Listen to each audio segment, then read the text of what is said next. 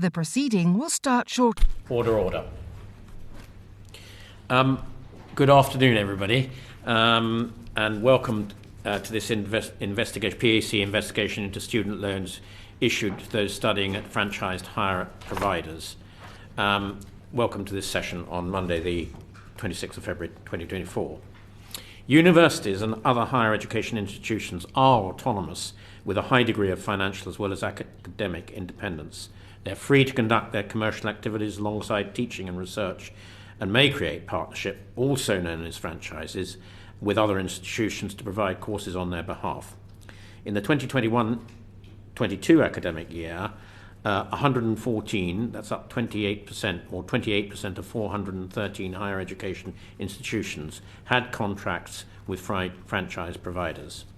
The NAO report found that since early 2022, the Student Loans Company, otherwise to be known hereafter as SLC, and the Office for Students, otherwise to be known as OFS, have detected several instances of potential fraud and abuse, potentially associated with organised crime involving franchise providers. The report highlights systemic weaknesses in the regulatory framework and makes recommendations for how controls could be tightened. In June 22, the committee reported that higher education providers face long-term systemic pressures on their financial stability, sustainability and viability.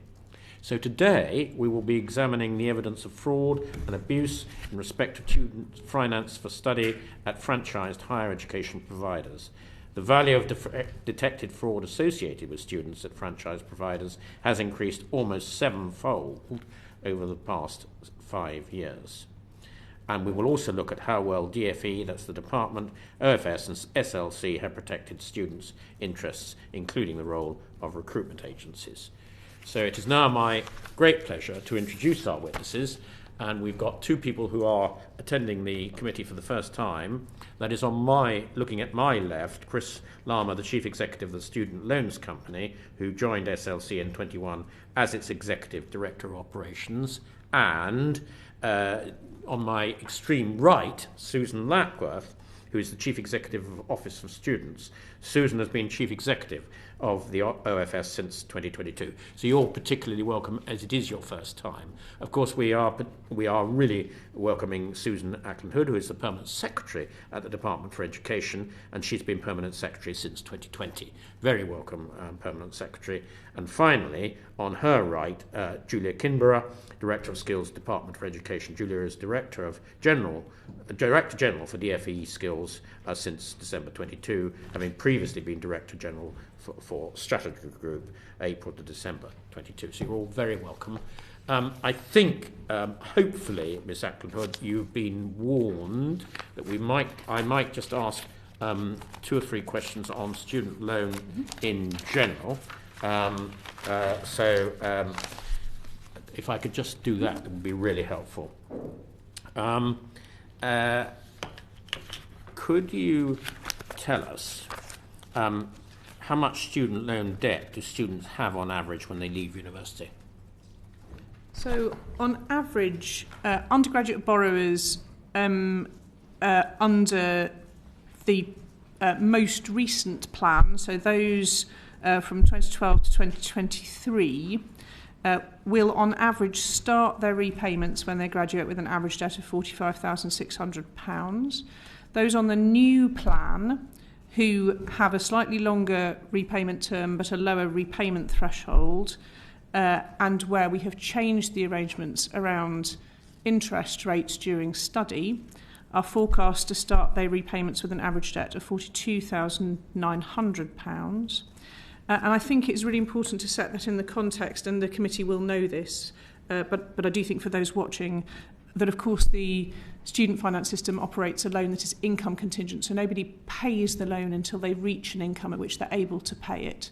And so alongside that estimate, a new student starting with a loan on one of the new terms, who completes their course in the summer of 2026 and then starts a job with a salary of £26,000 a year, would be repaying about £7 per month in the 27-28 tax year on a loan on those new terms.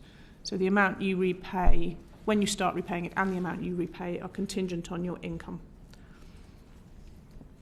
So that's sort of slightly different from my figures. Let me ask you, therefore, how much interest charged at what rate will the average graduate pay over the lifetime of their loan? So again, it's different between those who are on the current, what is called Plan 2 loans. For undergraduate borrowers from 2012 to 2023 who are on that Plan 2, they pay an interest rate of RPI plus 3% when they're in study, and then the interest rate they pay is variable with their earnings. So RPI only up to £27,295 per annum. Sorry, could you just repeat that last figure? Yes. So for the plan that applies to students between 2012 and 2023, they pay RPI plus 3% while they're in study, and then the interest rate they pay after they graduate is variable with their earnings. So it's RPI only up to £27,295 per annum. It then is graduated up to RPI plus 3%, with the full RPI plus 3% kicking in at earnings of £49,130 per annum. However, we've changed that for the Plan 5, the new system which is coming in, which is a flat RPI plus 0, so no real interest rate on student loans either in or after study. And for all of those, we also have an interest rate cap that prevents students being asked to pay RPI where RPI is extremely high. So the current interest rate cap, which is in place and in effect at the moment, is at 7.6%. So will the students in the current plan be automatically transferred to the new plan? Otherwise, the current lot of students are going to be at a huge disadvantage compared to their peers coming up after them. No. So the new plan effectively asks students to start repaying earlier, so they repay it at a lower repayment threshold, and it also asks them to repay for longer, and so it operates differently, and we don't think it's right. So students who took out a loan on one basis, we don't think it's right to change them to a different basis. So you stay on the plan you start on. So, but we do apply the cap. The 7.6% cap is applied to everybody. Yeah. So I suppose, well, let me just ask the third question, and then I'm going to maybe come back, because I'm not sure we've quite got to the bottom of this. Anyway, what assessment have you made of the affordability of student loan debt, for example, in the context of cost of living or affordability of housing when setting repayment terms, such as the interest rates and the length of loans? Because this is a huge burden on youngsters that we're saddling them with, and I know that it makes. I know from one of my own employees, it makes a huge difference when you're applying for a mortgage later on in life if you're still saddled with this huge debt. Yes. So, as I say, we obviously do make really thorough and detailed assessments, both when we set these terms and when we change them. So again, full impact assessments are done at each point where these are looked at. We do start with the fact that this is an income contingent system, so the manageability is baked into the fact that you don't repay until you're earning enough to, and you only repay at a rate that is reasonable compared to your income. And one of the reasons for making the shift from the previous Plan 2 arrangements to the new Plan 5 was that ministers were concerned about the effect of that RPI plus 3 interest rate shift. Now, students on the new plan, as I say, do have to start repaying a bit earlier, and they may have to repay for longer, but they don't have the disadvantage. So the principal disadvantage of the above RPI loan interest rate is that it's regressive, so it penalises those who are going to take longer to repay. So the figures that I have show a much bigger total repayment than you were indicating in your answer.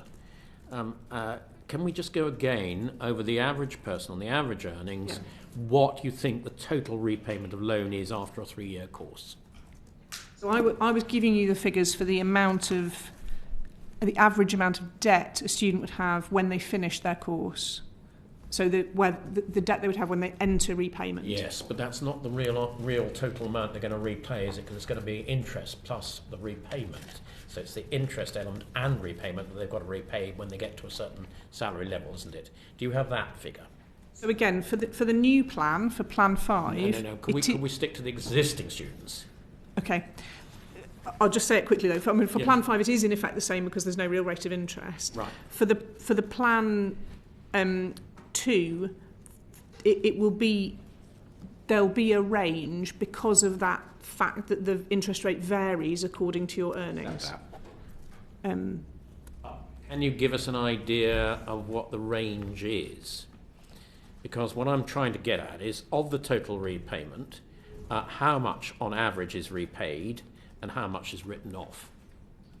So again, I've got the figure for the new plan, which is that about 61% of borrowers are expected to repay their loans in full under the Plan 5 loan arrangement. It was lower than that for the Plan 2 loans, but I'm afraid I don't have the figure with me, so I'd have to provide that separately. Okay. This is quite complicated stuff. If you could just give us a general note on what you think the total repayment is related to the average salary, and how much of that, and I'm particularly interested for the present round of students, Plan 2, because I think the figures are quite revealing. But I think rather than pursue it now, if you could give us a note, that would be really helpful. Thank you for that, Ms. Acland-Hood. And if I could now move on to the main session, would be really helpful. And perhaps start with you, Ms. Acland-Hood. What assurance can you give us that you are taking the fraud and abuse of student funding seriously? We take fraud and abuse of all kinds incredibly seriously, and across the department, one of the sort of core tenets I live by is that fraud is everybody's business, and everybody has to be curious and interested and active in trying to prevent fraud and abuse of all kinds. And the student finance system is one of the areas of the department which is kind of, as it were, most obviously a place where there are, anywhere where you have large disbursements of amounts of money going on to individuals, you have a fraud risk that you have to be aware of. And so with the SLC, we've invested considerably in fraud prevention activity. But I think that the thing I wanted to say right at the top of this hearing was we're worried not just about fraud as you might classically define it. I think one of the things that is really challenging about the landscape that we're going to talk about in the hearing today is, and we're talking about higher education landscape, franchise provision and opportunities to do things differently. There's some really good franchise provision, but there are also some risks anywhere where you look at trying to do things, allow for things to happen in a more innovative and different way. And I think there are three risks that are different but related to each other. There's an individual fraud risk where somebody is trying to defraud the taxpayer of money that could be paid out in typically student maintenance payments, so individuals that claim to be studying when they're not, or who are kind of trying to defraud the system. You've then got a related set of risks around something that's a bit more like misuse or mis-selling, so people trying to persuade students who themselves are more genuine than the fraudulent ones at this end that they should engage in higher education, but where the principal aim is actually about gathering tuition fee payments, and there may be kind of less curiosity and interest, to put it mildly, from providers in whether or not what they're delivering is of really good quality. And then you've got a set of concerns around just poor quality provision, which might not be from any bad intent, but is not serving students as well as it should be. And I think you'll hear us talk about those three things throughout this conversation, and they can be related to each other. So sometimes where you have that kind of poorer quality provision or that risk of misuse, you also have individual fraud risk, and they can be related, but they're not the same. And so we have a set of provisions we've got in place to deal with, as it were, kind of pure classic fraud. I am trying to get money for a thing that isn't real, doesn't exist. But we are also really concerned collectively across the department, the OFS and the SLC, with the risks that arise from poor quality provision and that kind of set of issues which you could characterise as misuse or mis-selling. And in all of that, we have to protect against that while making sure that we don't do things that inhibit good quality providers, and particularly good quality providers who are trying to provide for groups of students who might otherwise find difficult to access higher education, from being able to go and do innovative courses in places where traditional universities may not reach or serve well. And that's how I characterise the challenge we've been trying to meet. It's a balance you've got to keep. All yes. right. We will come back to a lot of that. But meanwhile, I'm now going to go to Ben Lake. Please, Ben, if you would ask your questions. Thank you, Sir Geoffrey. And thank you to you all for appearing before us this afternoon. If I may begin by asking you, Mr Larmer, a little bit about the data and how you use data to try and identify potential risks to public funding, and particularly draw your attention to the paragraph 2.5 in the NAO report, which sets out that SLC routinely monitors student funding applications, and that between January and June 2022, this identified links between patterns of applicants' behaviour and information from banks and the police, which SLC suspected indicated organised criminal activity to fraudulently obtain student funding. And quite simply just ask, in terms of your recent experience about using this data, how are you finding it? Is it useful? Is it effective? Are you content that you have the data needed to identify potential risks and fraudulent activity? Great, thank you very much, Mr Lake. So I'll take it in two parts, if I may. The first part is linked to the Permanent Secretary's overview. So individual fraud level is the Student Loans Company responsibility, and we, similar to what the Permanent Secretary said, we take it very seriously. Key strategic priority, not just for me, but for everyone in Student Loans Company. So on that particular element, we use a range of data, not just our own data. We're also now part of the National Economic Crime Centre, so we get public and private sector intelligence to help with identifying individual level fraud. On the individual type fraud, which is referenced in the report, for the year in question, 22-23, we detected £4.1 million worth, which in context was against the 8.6 billion we paid out in maintenance loans. So 8.6 billion. So every pound is not what we want to do. Any pound loss is considered very seriously, but in context that percentage would compare favourably, if that's the right terminology, both within the public sector and the private sector. So that's the first part. Now, whilst my direct accountability is the individual fraud, I obviously have an accountability with the rest of the team, and we all work together on this. If my team identify anything that could be more from a partner or more systemic or even links to organised crime, we've got a role and a duty of care to make sure that we share that information. So the reference in paragraph 2.5 is after we had joined the National Economic Crime Centre. On top of our other business as usual intelligence, we received more intelligence which indicated there could be potentially some organised elements, which we then referred to the department and OFS. Thank you, that's very, very useful, Mr Larmer. And so, if I've understood you correctly, then the access to this additional private and public data by virtue of membership of the NECC would give you quite a lot of assurance and confidence that you have the tools available, tools needed rather, to detect fraud on the individual level. There aren't other data or powers that you would want to seek to try and help you do that job. So from my perspective, there's four elements. Four key elements, because this is around tackling the fraud. The first one's data, which is what you've quite rightly highlighted. And it's not just the data, it's the analysing and then the investigations off that. So it's a holistic piece. And that's back to the investment that the department have helped us with growing what we call the Financial Crime Prevention Unit within our business to what it currently is 55 FTE. So that's the data bit. But you've quite rightly alluded to the other part, which is number 2, which is partnerships. So I would start the partnerships with, of course, the department and OFS, but it is wider. So the NECC, National Economic Crime Centre, but also, and the report mentions quite rightly, acting as the whole government or acting with the power of the whole government.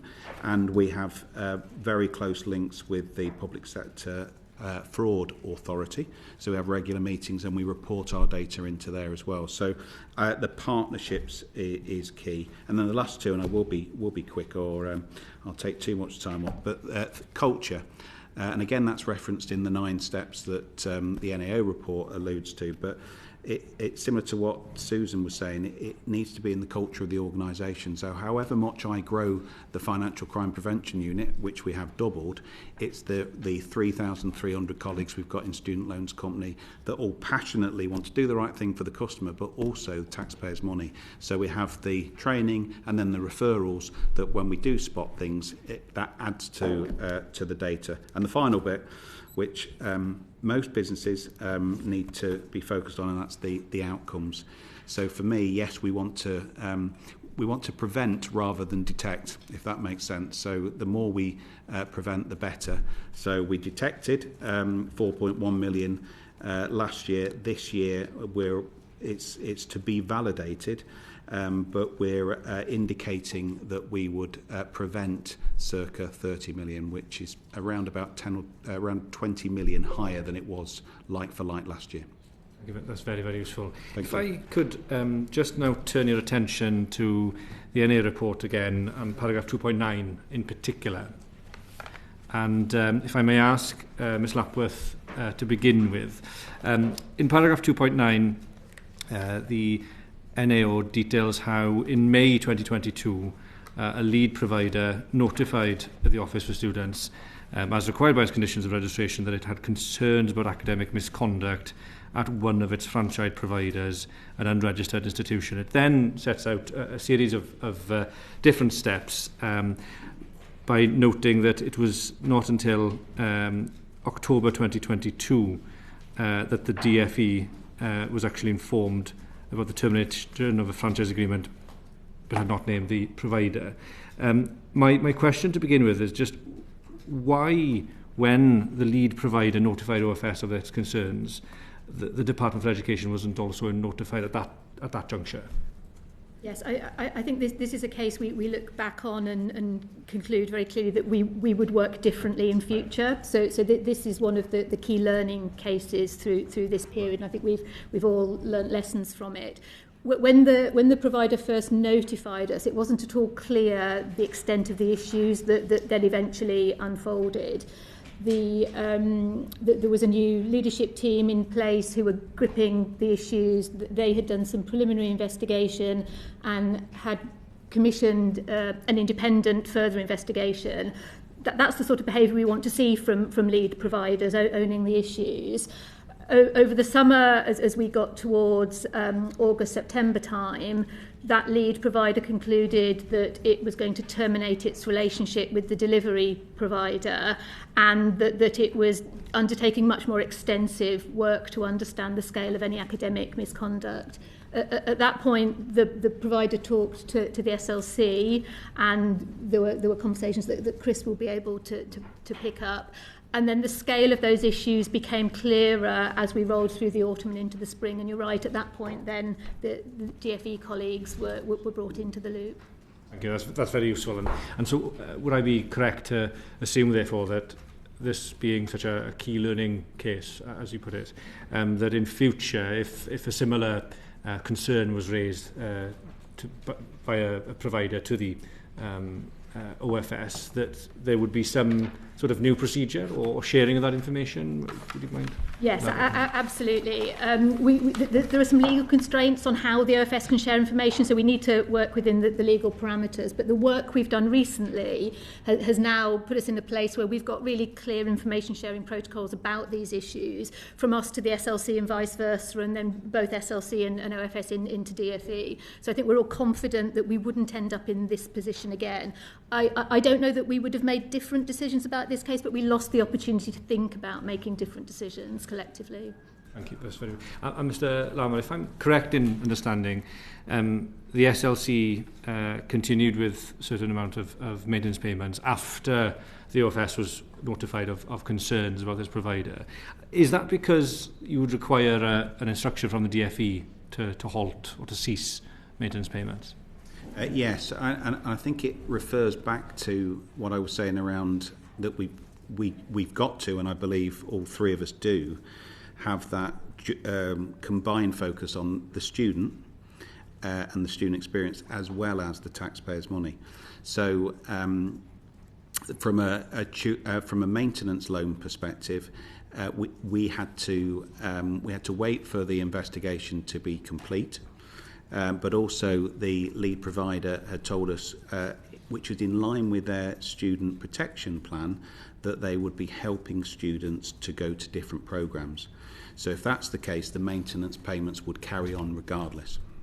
Thank you. That's useful clarification.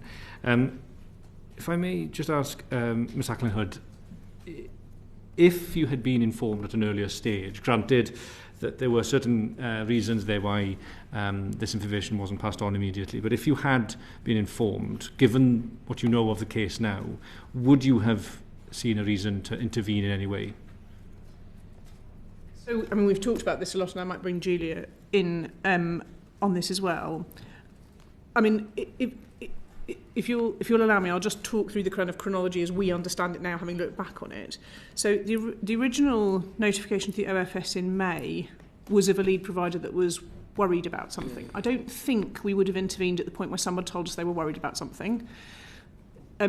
As the summer went on, and they said, so I think the point in this chronology that worries me the most is that there was a moment over the summer where, when we looked back on it together, what the lead provider had said to the OFS and what they said to the SLC don't seem like they were. I mean, and again, it's really difficult to tell whether they actually weren't the same or whether it was just that people were asking different questions from their different perspectives. But the focus of the conversation with the OFS was about the fact that they were becoming increasingly clear that there was academic misconduct involving the students, and they wanted to draw that investigation wider, as Susan has said. At that point, they did speak to the SLC, but what they said to the SLC, as Chris has said, was that they were assuming they would transfer the students and do what we call a teach out. So sometimes you split a relationship with the provider, but you look after the students. And under those circumstances, we wouldn't interrupt maintenance payments. But what we lost the opportunity to do collectively was to put all of that information together and say, hang on, if these students are being investigated for academic misconduct, then we have a concern about the student, not just about a shift of provision. Now, what we've talked about together is, would we at that point have put a block on all of those students' maintenance payments? And I'm still not sure that we would, because the investigation to determine exactly which students had been involved in the academic misconduct hadn't been completed. And we tend to operate particularly, so we're a bit quicker in stopping tuition fee payments, because we tend to think that a provider will A, cope, and B, be incentivised to move quickly if we put a hold on that. But because a student's ability to live and pay their rent is impacted the second we interrupt their maintenance payments, we tend to make sure we are being quite cautious about stopping maintenance payments unless we know that the student has been involved them personally in a piece of misconduct. So, as Susan has said, what we lost the opportunity to do was to collectively look at that information and pool and make that decision together. I cannot swear to you we wouldn't have stopped it, but I don't think we would have. I think we would have said, we're really worried about this, but let's check exactly which students are involved, particularly given that tuition fee payments weren't flowing. And then we will deal with the outcome once we know the impact. And SLC has been able to recover quite a considerable amount of the maintenance payment that were paid out during that period to students who then turned out to be involved in the academic misconduct work. But it gives me cause for concern, because with different facts, we might have been in a position where we would have made a different decision. And so that's why, in response to this, and again, Julia might want to speak about this, we've put much more detailed information sharing protocols in place. We've got a set of tripartite meetings that are happening very, very regularly to share earlier information, including information that previously people might not have kind of shared because it was in that sort of slightly immature, we're not quite sure what's going on yet stage. But this case has made us just pull all of that much further forward. If I may add to that. Please, yes, that's very important. So exactly that. So as Susan says, the team in my team who would have taken this decision have looked at this and can't categorically say which way they would have gone. But definitely we lost an opportunity to look at it at that moment. So we are very clear we don't want to lose that opportunity again. That's why we now have a clear information sharing protocol across the 3 organisations. We also have an intelligence and data sharing group that now meets, and at the moment is meeting weekly, to make sure that we are looking at cases particularly. So we already had a group that's been meeting since 2016, which looks at the structural questions of fraud and misconduct across the piece. But this new group is looking at the cases to make sure that we're eyeballing those cases collectively. So it's definitely been a point of learning for all of us. We did take action very quickly once we did discover in the February, and we have been successful in recovering all of the tuition fee, which was around £6 million. And to date, SLC have recovered half of the maintenance fee from the August onwards. And that recovery is still underway, and Chris might want to add something about that. Thank you. And just very, very briefly then, so this group, this intelligence sharing group, is something that has been established since this case. Exactly, and because of the lessons from this. Thank you. So Geoffrey, thank you. Thank you, Mr. Lake. That's very helpful. And I'm grateful for your explanation about what lessons you've learned. But nevertheless, if I could take you to paragraph 2.12, where this is sort of set out. As you say, the lead provider agreed to repay 6.1 million of tuition fees, but your DFE officials estimated the students' franchise provider had received an estimated 13 million in maintenance loans, to which they should not have been entitled. So it's still only about half that you've recovered. And the OFS has clawed back 172,600 grant funding paid to the lead provider relating to these students. So it's still quite a serious incident. There's still quite a lot of money outstanding.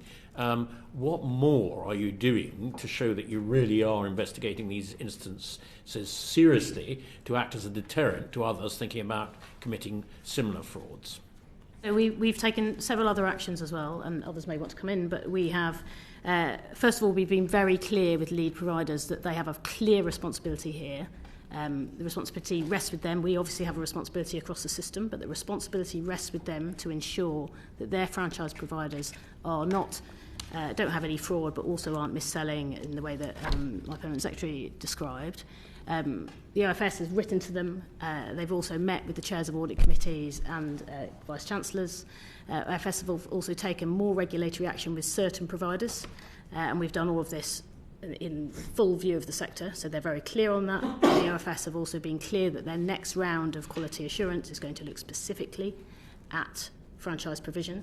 So we've been very clear that this is a very serious incident. The work we did to also make sure that the 6 million of tuition fees was paid back sent a very clear message that this will come straight back to the lead providers if misconduct is found. So we've taken a swathe of different actions. I don't know, Susan, if you wanted to add anything else from the OFS perspective. So if we look across the providers that feature in the NAO report, we've significantly stepped up our regulatory activity in relation to a number of them. So we have required additional independent audit activity to make sure that the internal controls of those lead providers are working effectively in relation to their delivery providers. So reinforcing the key point that Julia made, that the lead providers are responsible for the safe work of these partners. We've also imposed additional mandatory reporting requirements across the lead providers and indeed some of the delivery providers. So they have to tell us now quickly about any changes to partnerships, so new partnerships, terminated partnerships. They have to tell us if they receive whistleblowing allegations about their partners, and they have to tell us if they've got any concerns about data that they're returning to us or indeed to the SLC. We've also included some of these providers in our escalating work on quality more broadly, so they feature in that investigatory work. And where we've got particular concerns, we have opened formal investigations into some of these related matters, and you might have seen one of those in public last week. So we are stepping up our regulation in response to the risk pattern that we've identified here. So, Mr. Larmer, whilst all these measures will hopefully act as a deterrent in the future, the one thing I suppose that acts as the biggest deterrent is actually when you discover fraud, recovering as much as you can. So, can you tell us a little bit about what you are doing to recover fraudulently claimed maintenance funding already paid to students in this case? Yeah, if I can go to the case that Mr. Lake referenced. So you're quite right, Sir Geoffrey, referencing the 13 million, which was the original estimate. So that was for all of the students that potentially could be involved in this. They weren't all involved in this. There were certain students that were withdrawn, didn't proceed. So the actual amount that was due after we were notified was 1.8 million. And of the 1.8 million, we've so far recovered about half of that. So 860, and then we've got £80,000 in repayment plans. So when something sort of as serious as this goes wrong, do you think it is reasonable to only recover half, or do you think you should be going harder at these people to recover a greater percentage? So, and apologies to Geoffrey, I should have said that's what we've recovered so far. Yes. So there will be a proportion that we will continue to recover. So if any of those students go into a different higher education course, we offset that, so we would recover more in the future moving forward. And then, of course, if any of them then end up into the PAYE, then under the income contingent model, we would recover the funds. So over time, we could recover the full amount. The other part is the tuition fees, which Julia and the Permanent Secretary said. That, of course, is we recovered all 6.1 million. So if you think of the overall exposure of this, 7.9, we've got just under 90% back so far, but then we will recover the majority, I would expect, over the coming years. That's really helpful, thank you. So, Ms. Acland-Hood, why has the value of detected fraud involving franchise providers increased almost sevenfold between the year 2018-19 and 22-23, when the number of students at these providers has not? So, I mean, detected fraud is always you never quite know whether you're detecting more fraud because there's more fraud or whether you're detecting more fraud because you're doing more detecting. And sorry, I know that's a sort of obvious point to make, but I think it's an important preliminary point. I think there's two principal reasons, but I might want to turn to Chris and to Susan to develop the answer. So it's true that the number of students at franchise providers hasn't risen as fast as the level of detected fraud, but the number of students has risen, so it is a growing sector.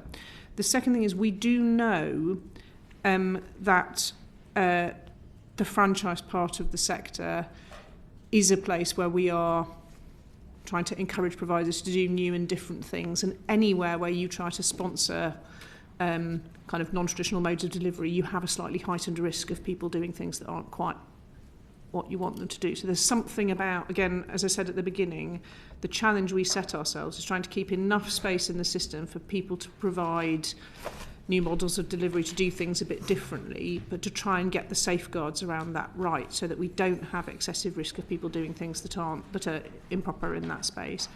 I think we have had, and I will say this because I think it's true, I think we have had some lead providers who have not taken their responsibilities around making sure that they are really thinking hard about quality governance and safeguards in their franchise provision as hard, as seriously as they take in their directly delivered provision, and some of the things that Susan spoke about to make sure that we are really communicating both in word and deed with providers about that responsibility is an important part of this. And then there's also something about the investment we've made in Chris's detection capabilities, and the fact that we do some of our detection through pattern recognition effectively. So once you start to find some, you are likely to find more that looks similar, because one of the ways you do it is by saying, okay, we found some here, what else can we see that looks a bit like that? Okay. Mr. Larmer, do you have any estimate of undetected amount of undetected fraud? Could I just add a little bit to that? Obviously, I agree with everything that the Permanent Secretary said. So should be having a word with you afterwards if you don't. Just to build on that, because we obviously all share the concern that what appears to be a disproportionate increase in the franchise element of the individual level fraud that we have come up with. It's just to sort of, just for the purposes of the committee, that's 2.1 million, again against the billions paid out.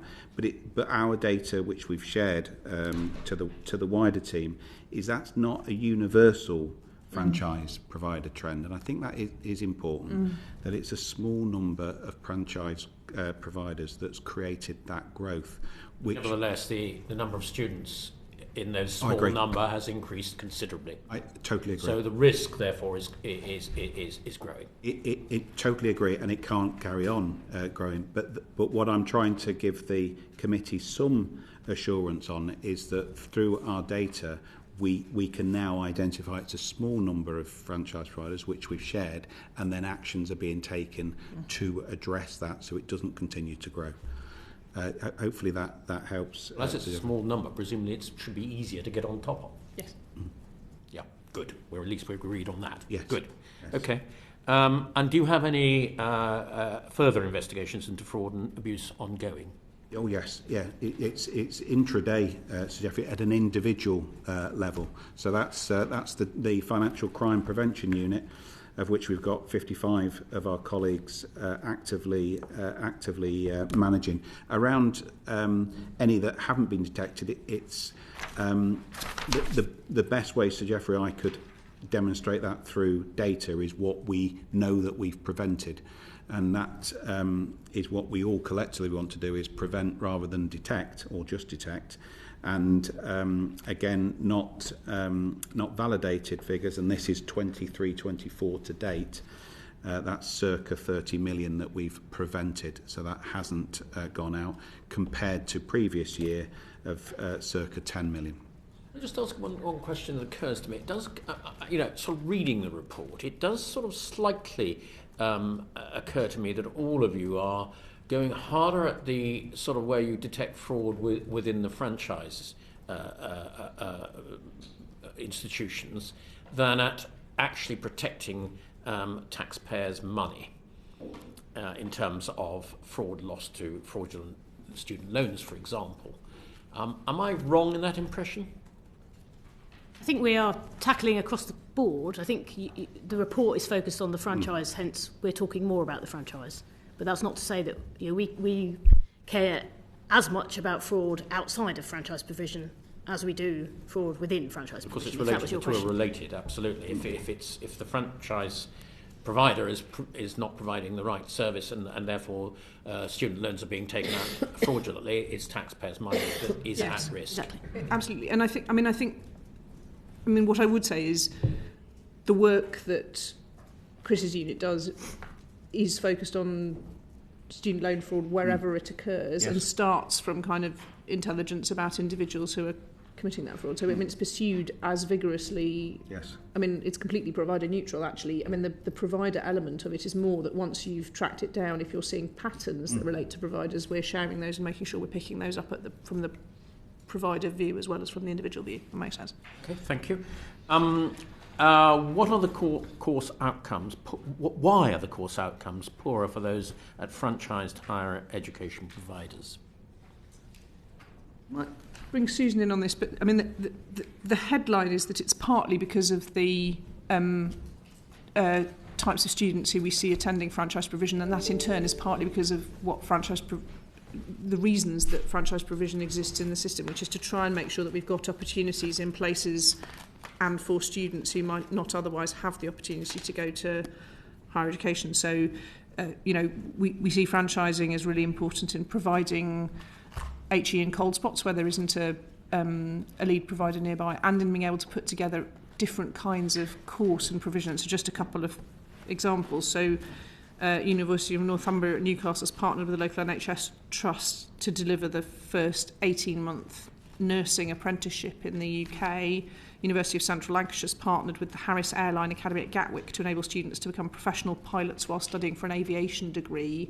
So they do different things, but they're often serving more deprived student communities. So about 59% of students from England studying at franchise providers were from neighbourhoods classed as high deprivation, compared with about 40% of students at all providers. And they're also more likely to be mature students and from minority ethnic backgrounds. But I'll turn to Susan. So when one of the things we look at is the performance of, and one of the things the regime allows us to do now that it didn't in 2018 when the alternative provision reports were written, is to look at those outcomes for students, particularly in terms of continuation, progression rates, and so on. We see a mixture in the franchise. So, and one of the things OFS does is set a set of benchmarks that says, based on the students you've got and the courses they're studying, what would you expect those numbers to be, and are you meeting those benchmarks or not? And we see a mixture in franchise provision of people who are above and below their benchmarks. But when you take out all of that student demographic data, they're lower than their non-franchised provision. That makes sense?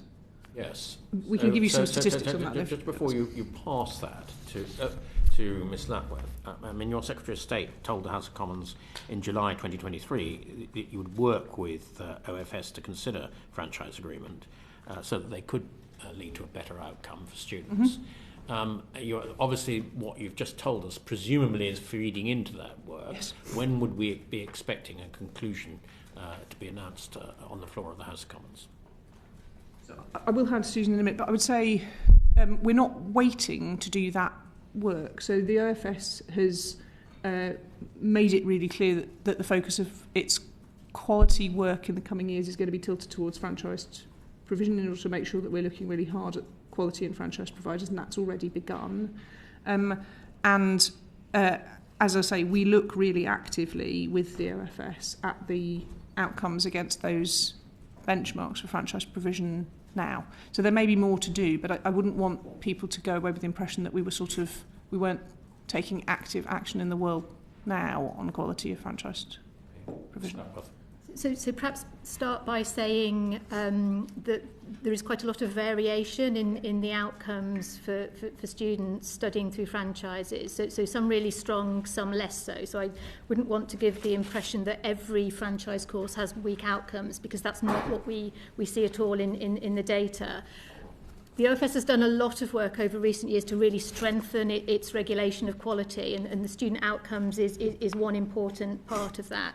As Susan's described, we generate indicators that show us continuation, and that's the proportion of students who go from the first year to the second year of their course. We look at the proportion of students that get right the way to the end of their course, so complete it, and then we look at numbers who go on to further study and professional employment broadly. And what we do then is to set a numerical threshold. So we say in relation to each of those indicators for particular types of courses, what would we expect to be the minimum level of performance? So if we look at full-time students doing first degree subjects, we set that line at 80%. So we're saying that we would expect any course, in principle, to be able to get above 80%. We also need to understand the context in which that performance is happening, but the line gives us a really good place to identify things that are of regulatory interest to us. So if we then look at the difference between performance for franchise courses and courses across the sector, we can see that for the sector as a whole, those continuation rates are about 90%. When we look at the same sorts of courses in franchised contexts, it's a smidge over 80%. So getting quite close to that numerical threshold that we set. So a 10 percentage point difference.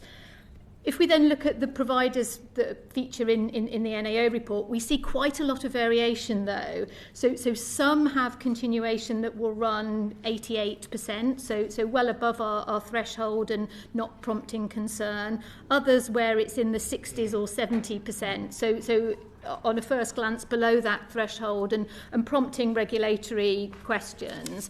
And of course, where the performance is below those thresholds, that's where we're more likely to go and have a look. As Susan has said, we might expect weaker performance in some of those franchises because we know that historically performance can vary on the basis of student demographics and the subjects that they're studying. So we construct benchmarks, and that allows us to say that if you look at this particular group of students in this particular course and this particular provider, and we compare their performance to the performance for students similar across the sector, what would we expect? So it's a kind of comparison.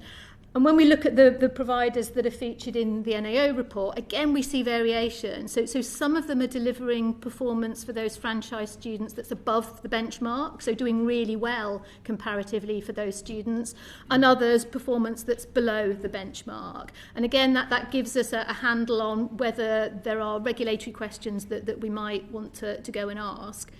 We've been escalating our casework on those student outcomes cases over the past year. That work has covered some of these providers, but as colleagues have said, for the next cycle, we're going to prioritise looking at the outcomes for students who are studying through those franchise arrangements to make sure we're having a really good look at what's actually happening for them and looking at the detail of the outcomes in particular partnerships for particular providers. So I think we will want to come back to those outcomes and what you're looking at. But for the moment, I'm going to turn to Marie Rimmer, please, to ask the next question. Good afternoon, everyone. And I do recognise the important role you play and the hard work and the tasks that you've got. So please be sure I do respect that. Could I talk to the Permanent Secretary, Ms Acland-Hood? Could you tell me why you've not yet introduced attendance standards and guidelines for higher education providers on the use of agents and financial incentives?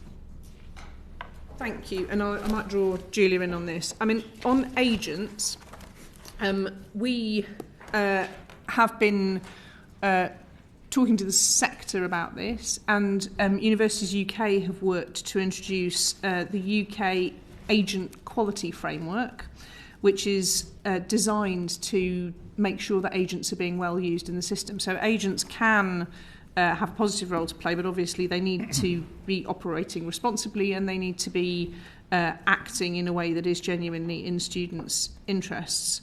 And on the back of more recent reports, we've also started a rapid investigation into the use of agents, both domestically and internationally, in order to protect student interests.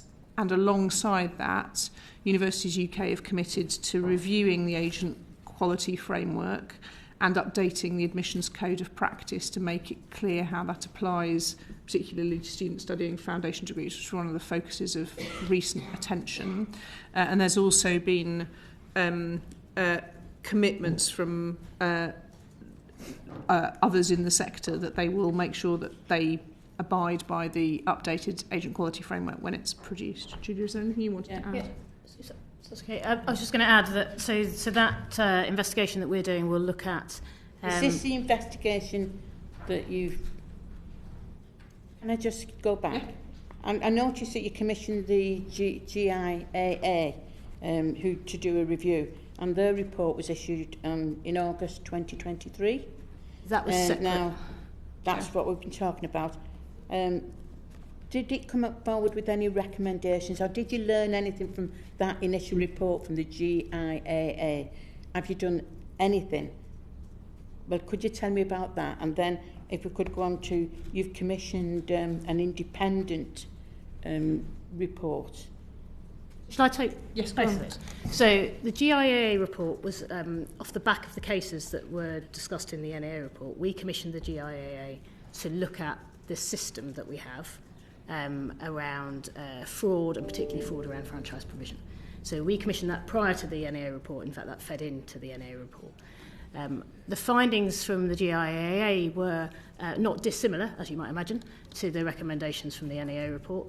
And that has led to some of the actions that we've just previously talked about. So the actions around data sharing, because one of the elements that the GIA raised was the need to make sure we had clear data sharing. When did you commission the GIAA? We commissioned it, I think, in the February 23. February 23, you got the report. Let me double check that to make sure August I've got that right. Thank you. Yes, that was correct. February 23.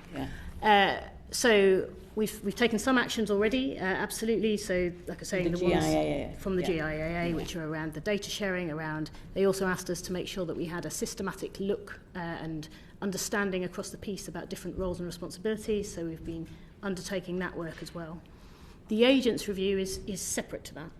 So and subsequent to that.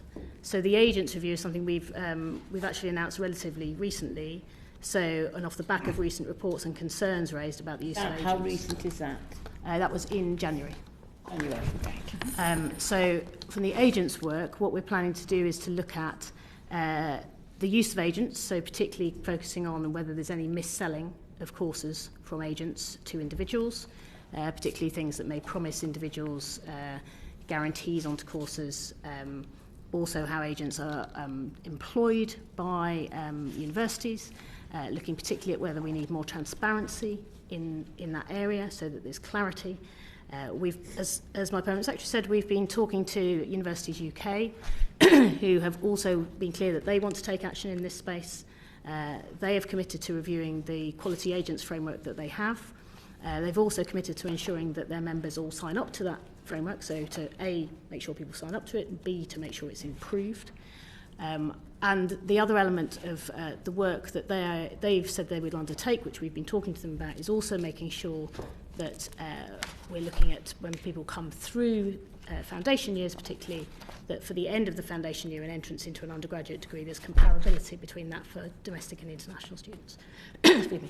So there's a swathe of work on agents which is aligned absolutely to this work. You've got some work going on agents. To the GIAA. Okay. On December 14th, 23, you announced an independent review on student loans. And that will report January 24. Is that right?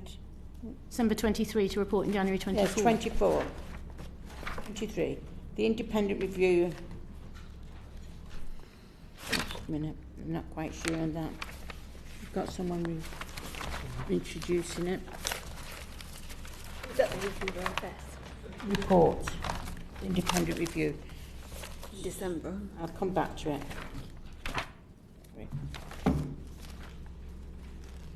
Can you tell me, can we move on then to, if I can go to Susan Lapworth. What assurances do you have that recruiting agents and the providers using them are complying with applicable consumer student protections?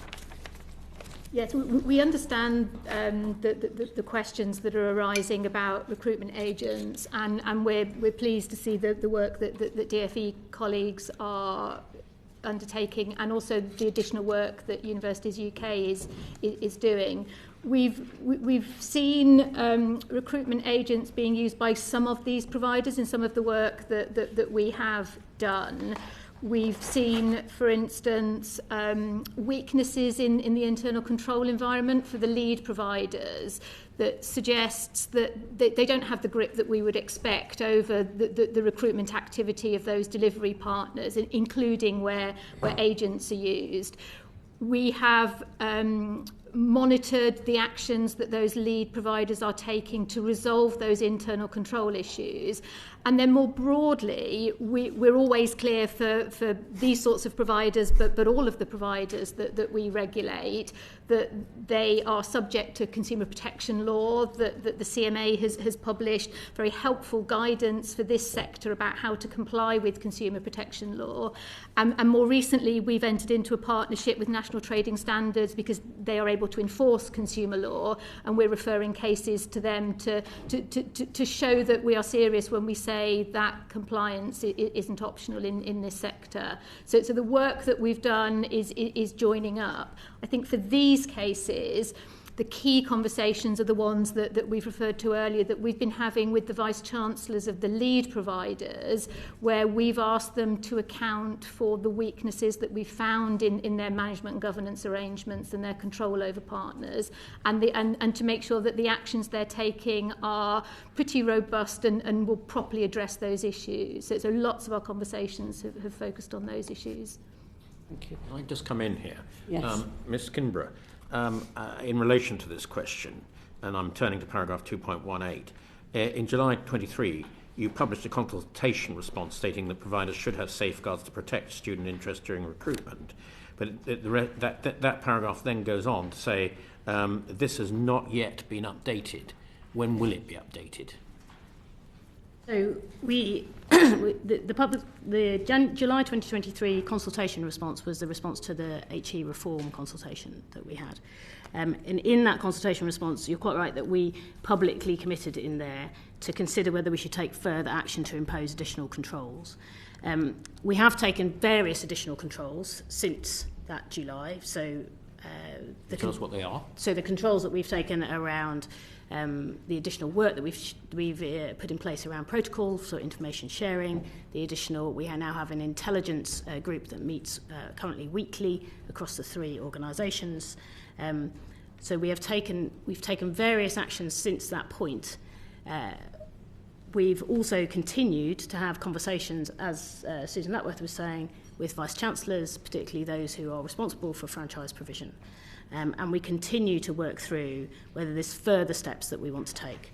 So one of the particular elements in the July consultation response was said we would consider around the delivery of franchise provision by organisations that are not directly regulated but provide the franchise provision.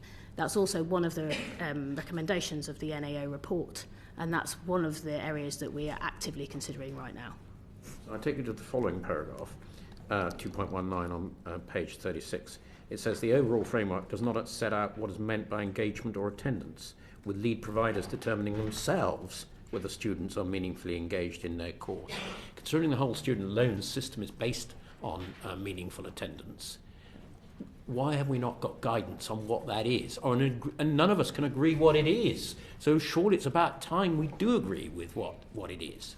We agree with that, and we are, in fact, in the midst of drafting that and discussing that. We have what we call the mission groups with the higher education sector. We've been discussing with those groups a draft of what that definition of attendance and engagement may look like, and I'd hope that we would finalise that relatively quickly and be able to share that, because we think absolutely, as identified by the NAO report, that that's an area where we think it would be sensible to take action. We'll want to consult, because there are lots of ramifications from that. But we are putting together a draft which in future we would want to consult. How long, just roughly, is all that likely to take? I would Because this seems to be so fundamental. Relatively quickly, not many months away. Would talk, what, weeks, an odd month or two? A month or two, before the summer. Before the summer? I'd hope. Good. We like that sort of answer. Thank you very much, and you're ahead of me. Mr. Lake, please. Thank you, Sir Geoffrey. And Ms. Acland-Hood, if I can ask you a little bit about the financial sustainability of higher education providers in England. I suppose to begin with, how would you assess the situation and the sustainability of the sector when compared to the situation when the committee last reported back in June 2022? Thank you.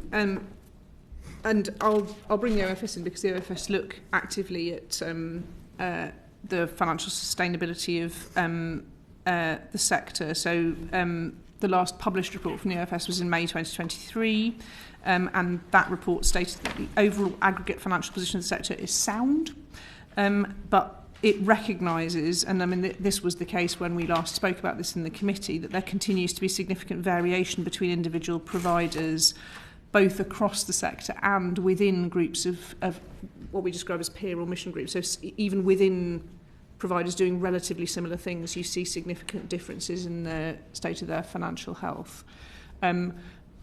Susan, do you want to come in and say a bit more about the latest assessment? Yes, so that was the position we published last May.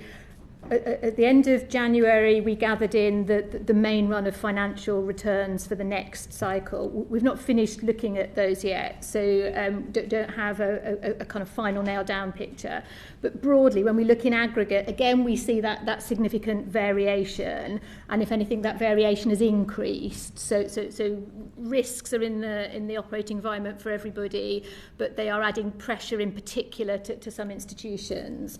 If we look at the aggregate picture again, the financial performance in the most recent year, so that's the 22-23 year, was weaker than the year before and weaker than we have seen in the long run history for the sector. But it was consistent with what the sector had forecast last year. So that's helpful, so that the sector is being realistic about that most recent year. The forecasts are telling us that the sector thinks that financial performance is going to decline further in the current year, so it's going to get a bit worse. A greater number of providers forecasting deficits and weaker cash flow, so you can see those risks starting to squeeze. But then the forecasts are suggesting a recovery, albeit a slower recovery than perhaps had been anticipated previously. And then I think the key thing that we're focusing on just now, that picture that I've just painted for you, including that slow recovery, is underpinned by assumptions about growth in students, and that's growth in students from the UK, but also internationally. And we would see achieving the forecast growth to be key to sustainability for a number of providers. And that perhaps brings us back to the particular conversation we're having about franchises, where for a small group, and it is a small group, the income from these franchise arrangements is material to their sustainability. And you can see why perhaps there has been the growth that we've seen in this part of the sector recently. Thank you, Ms. Lapworth. There's a lot to unpick there. If I can ask you, you mentioned that the most recent year's performance is slightly weaker, but that the sector, in terms of their forecasting, were quite close to the reality, and they forecast a further decline in performance for forthcoming years before then a slight improvement. What are the reasons for the decline in performance? So I should say that the picture I've given you is in aggregate. So forecasting in aggregate looks not too bad. We see quite a lot of variation in, let's say, optimism bias in some cases. So again, that variation is really important. What we can see are some providers being squeezed in terms of student recruitment, so they're not able to bring in the number of students that they might have hoped within the UK markets. We can see the ongoing squeeze on income that comes from having a fixed tuition fee income for UK students. We can see raising costs over time because inflation has been running high. We can see backlog maintenance starting to stack up in the sector, so the cost of being able to resolve those things gets harder. And we can see some doing well in terms of international recruitment and others perhaps less so. So it's that kind of combination of factors that I don't think would surprise anybody in this conversation. But again, they're playing out differently for different sorts of providers. And then, thank you, that's very useful again. And then in terms of some of the performance in aggregate and the forecast that suggest that we might return to an improved situation in a few years' time, what are the causes for optimism there? Why do they think that we'll start to see an improvement in performance? I think it is that key point about assumed growth. So right. Increased numbers of UK students available to enter higher education. Some assumptions about international growth that may or may not be reasonable, and we press those quite hard. I was going to say, because you've previously mentioned that the providers' forecasts in the past have found the international student recruitment to be quite optimistic. In terms of the overall forecasting of an improved performance in aggregate, how important is that growth in international students to their overall assessment? It varies again for providers. Right. So we, during the last cycle, we looked really carefully to identify those providers with significant income from international students. And they tend to fall into two categories. You've got one category of providers that are pretty financially strong and could withstand changes in international recruitment. You've got another group, perhaps less financial strength overall, that could potentially be exposed to quite a lot of risk if the numbers reduced. And for that second category, we've been having conversations to make sure that the governing bodies of those providers have really understood the risks, that they've understood what they would do if students didn't arrive in the numbers that they would like, and to do real scenario planning and real testing of their assumptions. So they will continue as conversations, I'm sure, during this year. I appreciate that this might be a little bit premature, but from the assessments that you've seen so far, is the OFS confident in the veracity of some of these forecasts? Are they being overly optimistic, or are you confident that they are pretty realistic? We've not done the detailed work on individual providers yet, but that is one of the things we test when we reach our view for an individual provider. How credible were last year's forecasts compared to this year's performance? And we will have sharper conversations with institutions where the forecasting has been too optimistic. Okay, thank you. Mr. Larmer, can I come to you on paragraph 1.7? And I have to say, when I read this, and I think other members of the committee read this, it made our blood absolutely boil. And it's the bit on which clearly you know only too well. It's the amount of deductions that can take place when lead providers have franchise arrangements. And you, of course, pay the student loan to the lead provider. But the lead provider, as the report says, can deduct 12.5, between 12.5 and 30%. 30% can be deducted, and the poor student who's taking out the loan doesn't even know anything about it. That's completely unacceptable, isn't it? Even the worst credit cards only take 19%. That is completely unacceptable, isn't it? And the fact that they don't know it's in existence. So just to be clear, that's a deduction from the tuition fee amount, not from maintenance or other loans that would otherwise go into the student's pocket. And it, in a sense, it represents the value that the lead provider should be adding in making sure that the provision is of good quality. But I agree with you. I think amounts at the upper end of that are interesting and... Well, it's not interesting. I would put it to you, it's unacceptable, and it's particularly unacceptable that the student is not being made aware of this. If I take out a mortgage, my financial provider has to provide every sort of information under the sun, including how much the introductory agent's being paid and how much that's worth over the term of the mortgage. Why are we not having more transparency in this area of student loans? So I'm going to... I think it's a good question. Yes, but I was also going to come to Susan, because I think this comes to the point about the lead provider's responsibility in respect to franchise provision. Sorry, can we speak up? Either it's on the record or it's not on the record. I'm sorry. Julia. So I was going to say that transparency is absolutely one of the things that we're looking at, both in terms of franchise provision and agents. And you're right, and these figures in the report are figures that the NEO has been able to get from various conversations from ourselves, but we don't have in the public domain those figures from lead providers. And you're absolutely right that it's one of the things that we want to be conscious of and make sure that there's transparency throughout the system on this and this practice. Because that's at the moment it's absolutely for the lead provider to think about the arrangement that they want to have with their franchisee, but for that not to be transparent and open is questionable, and that's one of the things that we want to think about, whether we should take further action in that space. Absolutely. But did you want to I put it to you, it's not questionable, it's egregious and it's wrong, and I wonder what you can do to put it right. That's exactly what we're thinking about at the moment in terms of the transparency requirements that we potentially could put in place, and also the role of the OFS. Yes, some of these figures have become visible to us as we've done the work that we talked about earlier, and I agree that some of those numbers are quite shocking. There's also, interestingly, quite a range, so some less shocking than others.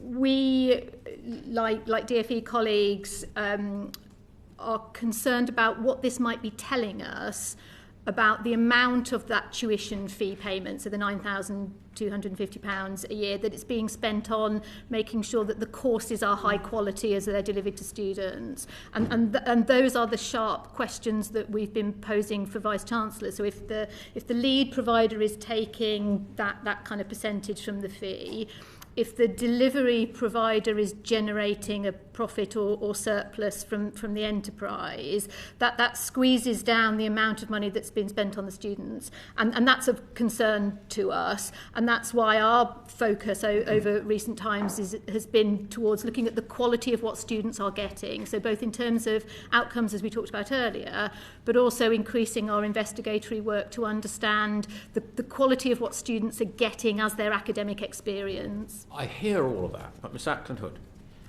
shouldn't this information be in the public domain so that every student applying for every course in the country can see what these deductions are?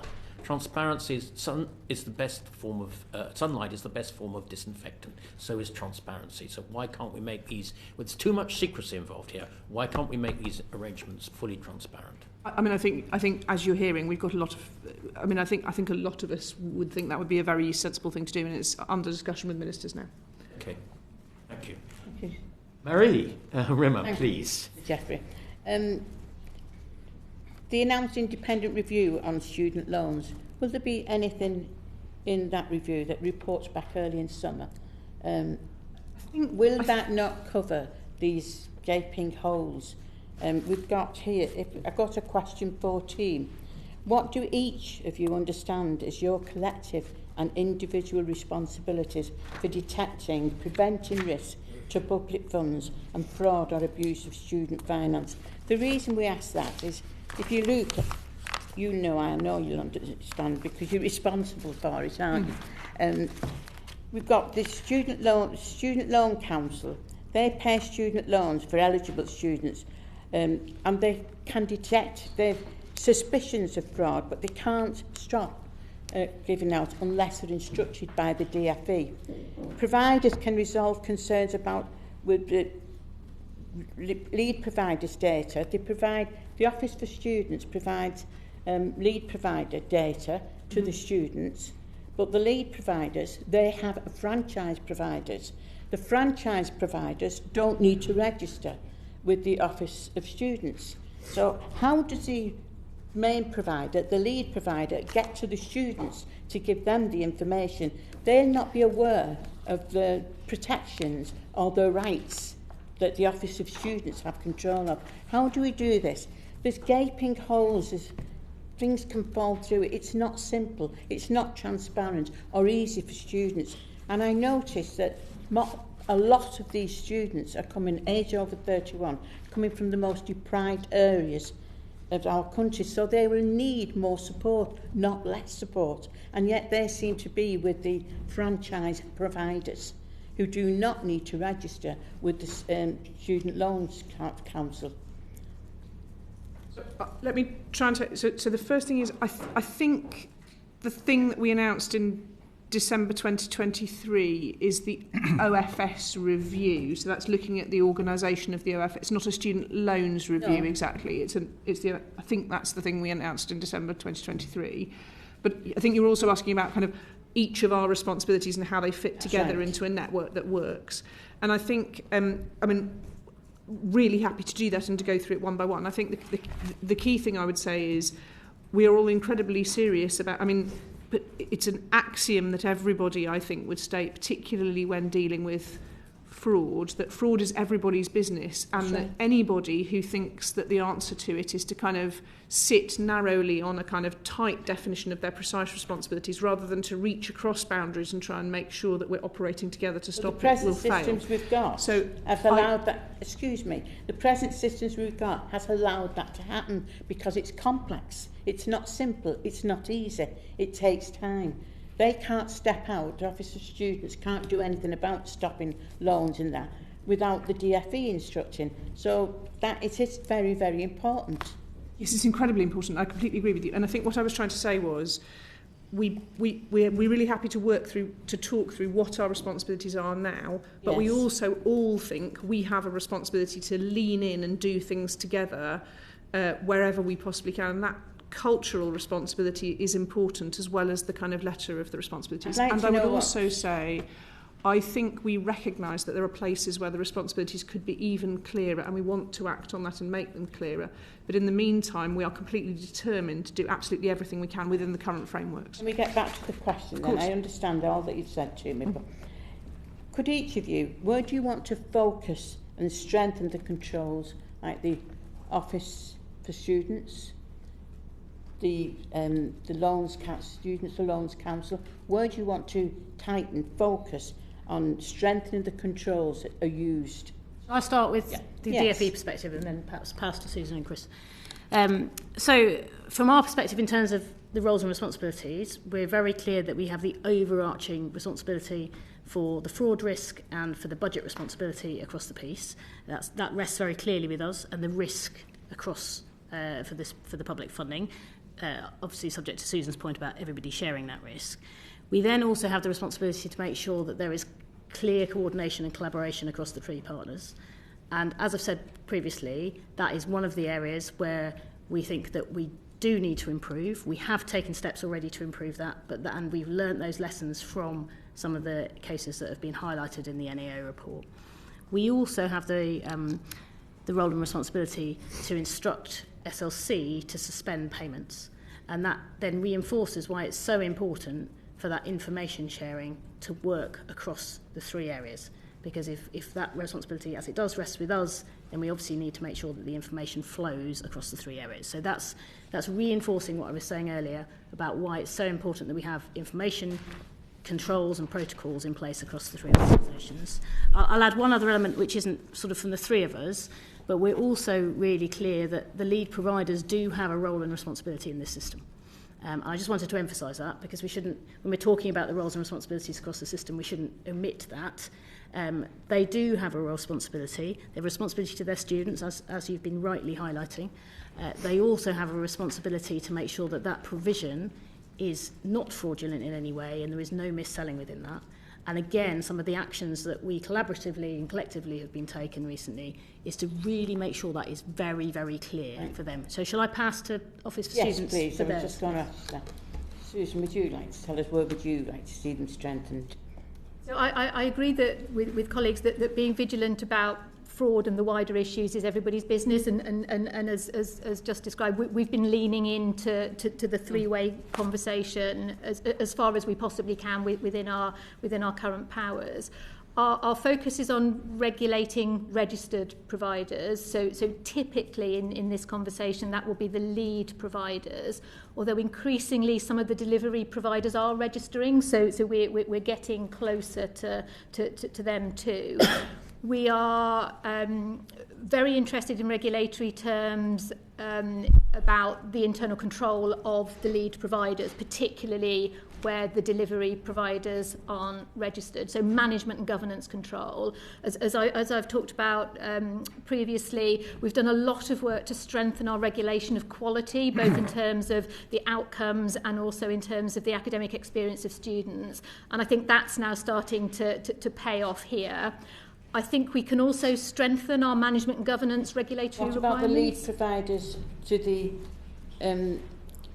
franchise providers? Do you want to see any strengthening there? Or do we want to see a change? Why should there be franchise providaders? I think that's one of the key questions that Why arises here. should there be franchise providers? And so, do you want me to take that? So in terms of overarchingly, some of the reasons we've explained before for the franchise provision is to make sure that we've got good higher education provision in potentially cold spots or for provision that otherwise might not happen. So my permanent secretary gave the example of the health trust providing nursing provision there. So there is good franchise provision which meets a need and a gap, and it does provide generally, as you've said yourself, for older people and also for those from lower income households, which is important to make sure we've got that. The critical element, though, is to make sure that's of high quality, and as you say, that those students are served equally well as all other students in the system. And one of the fundamental questions that the NAO recommendations have asked is, should we think about whether all franchise provision should be regulated? And that is a question that we are asking ourselves, and we've taken the recommendation that we received last month from the NAO, and we're working through what would that mean and what would that look like. So it's a very valid question, and we... Can I come in here? Excuse me, Ms. Yes, I'm really sorry to interrupt. Particularly the unregistered ones, because there are abuses. Paragraph 2.14 says it's been publicly reported that providers who have had their registration rejected by your organisation, Ms. Lapworth, or AFS, are now providing courses through franchise arrangements. So people are on both sides, lead providers and the franchisees, are bending to get round the rules, and that's really very unsatisfactory, isn't it? If lead providers are not providing the right courses, they shouldn't be allowed to get away with it by immediately appointing a franchise arrangement, should they? And only registered providers may provide degrees. Yeah, exactly. Award degrees, sorry. Yes, that's right. Why should we have all this? We've got lead providers who are using lead franchise providers and agents recruiting people in and paying rewards out for them to get the students in. Are these the students? The numbers have gone up from 50,000 to 108,000, and there's about 8 providers involved in that. 8 providers providing that. Why should we have franchise providers? And why, if there are to be any, why are they not registered themselves? The lead providers, they're responsible for the education provision, yes, the quality of that education provision, and it's not happening. Agree if completely. You look at the stats... We'll let just answer. Thank you, Mr. Rimmer. Thank you. Would you like to just answer some of those questions? So we agree completely that the lead providers are accountable for what's happening in those franchise providers.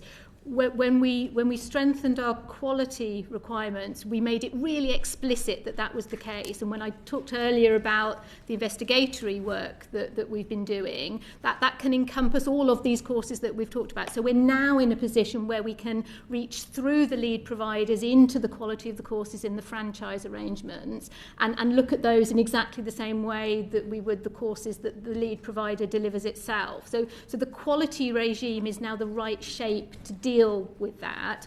What I think we can strengthen further is the way that we express our management and governance requirements. So really tighten and be expressly clear with the lead providers about their obligations for good and effective internal controls over partnerships where they exist. And I think that will help us to deal with the issues that we do continue to see in a small number of cases. I think should everybody register is a matter for ministers and colleagues, but we would be happy to register more of these providers if the system were that shape. And as I say, increasingly they are starting to register with us. Nevertheless, Ms. Rimmer was getting at the core of the problem about these franchise providers. If having had their registration rejected by your organisation or the OFS, Ms. Kinniburgh, they immediately then turn to franchise arrangements that are less well educated, less well regulated, that surely does give a route for abuse. And that's why surely really these franchise providers, particularly the unregistered ones, should be registered in some way. That's exactly what we want to consider. And how long is that process likely to take? And to look at. I mean, the registration with the OFS, which Susan can talk better than I can about, but involves many, many facets. Yes, I get that. So it might well be that an organisation isn't registered because they can't pass the bar on all of those facets, but actually still would be a good franchisee. So we shouldn't necessarily assume that because they can't pass the bar on all of the facets, that they wouldn't be a good franchisee. Equally, it would be obviously right for us to question if they don't pass those bars, are they right to be providing service for students within the system? And as we're saying, at the moment, We are regulating that through the lead provider, and Susan's been very clear that she is going to focus on exactly that in the next swathe of quality controls that they do. So that's a greater emphasis. We've also been very clear with Vice-Chancellors that is happening, but also reinforcing their roles and responsibilities. But that's not to say that all of the points you're raising aren't valid, and we do want to look at that, and that's exactly what we're considering with ministers at the moment. I'm afraid I can't prejudge my ministers' decisions on that. I get that, but if they can't provide the bar, as you put it, on some of these major aspects of their provision, how are they going to supervise the franchise arrangements if they can't do it themselves properly? How are they going to be able to supervise the franchiser person who they're giving these powers to? The lead provider has passed the bar. Sorry if I've misunderstood the question. Well, the lead provider has passed the bar. No, not quite, because that paragraph says where they've had their registration rejected by OSS are now providing courses through franchise arrangements. I think that refers to the franchisees, not the lead provider. All right. Okay. That's our understanding. But yes. Well, it does say it's been publicly reported, and this is an agreed report, it's been publicly reported that providers, I presume that's the lead providers, who have had their registration rejected by OFS are now providing courses through franchise arrangements. I can understand the misunderstanding, but I think that providers word implied the franchisees, not the lead providers. Okay, if that's... All of the lead providers must be registered, because that's the mechanism to allow the student loans funding to flow into the lead provider and then potentially to a franchise. Yeah. Can I just confirm from the NAO that is your... It's a provider seeking to become a lead provider and therefore register, but being denied that and then becoming a franchise provider. That's what's happening. But as a franchisee, not as a... Yes. Yeah. Not terribly satisfactory. Mr. Rimmer, I'm sorry I interrupted you again. I will try not to again.